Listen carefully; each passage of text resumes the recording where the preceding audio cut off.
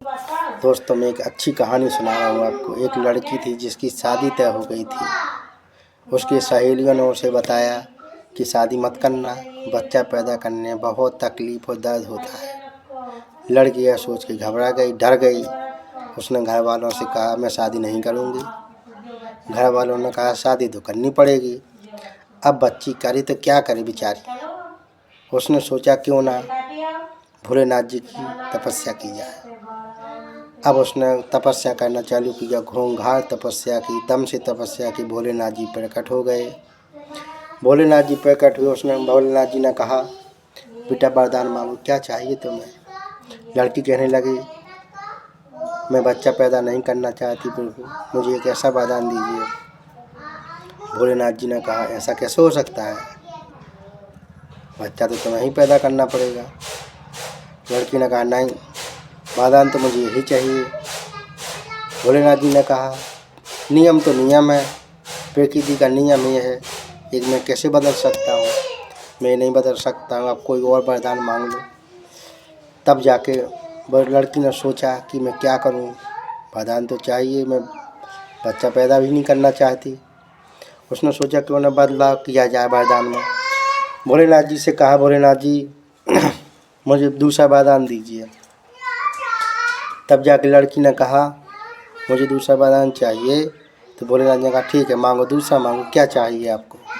लड़की ने कहा, मैं बच्चा तो पैदा करूँगी, मगर तकलीफ और दर्द बच्चे को बाप को होना चाहिए। भोलेनाथ जी ने कहा, ठीक है, तथास्तु। अब कुछ दिनों में लड़की की शादी हुई। अपने पति से शादी के बाद लड़की कहती है, भोलेनाथ जी से मुझे एक ऐसा वरदान मिला है। अब पति की साले की फट गई।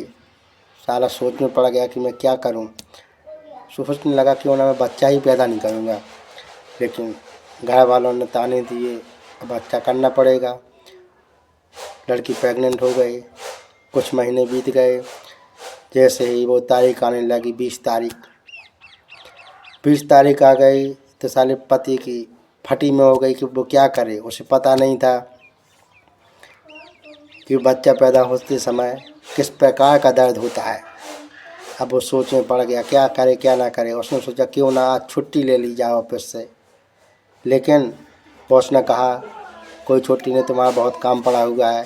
तो उसने क्या किया, ठंडा पानी, गर्म पानी, मीठा पानी, सर दर्द, पेट दर्द, कमर दर्द, बुखार, हर चीज़ की दवा ले ली और वापस चला गया। उसे इतना पसीना आने लगा कि वो सोचे तो सोचे क्या, उसकी तो पतलून गीली होने लगी। उसे समझ ही नहीं आ रहा था कि क्या करे। इतने में थोड़ी देर में उसके घर से उसकी माँ का फ़ोन आता है कि बेटा तुम बाप बन गया। अब पति साला सोच में पड़ गया कि ये कैसे हो सकता है। पत्नी ने तो मुझसे कहा था ऐसा ऐसा, लेकिन मुझे तो किसी प्रकार का दर्द नहीं हुआ, ना ही कोई तकलीफ़ हुई। पति घर जाने लगा खुशी के मारे कि अच्छा हुआ, दर्द नहीं हुआ और मैं बाप बन गया। जैसे ही घर गया उसने देखा कि पड़ोसी चिल्ला रहा है जोरों से, मर गया, बचाओ बचाओ। उसके घर वाले पड़ोसी जो थे वो अस्पताल ले जाने की तैयारी में थे।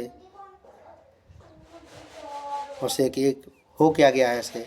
अब आप लोग समझ ही गए होंगे कि मैं क्या कह रहा हूँ, बताने की कोई ज़रूरत ही नहीं है कि उस बच्चे का बाप कौन था।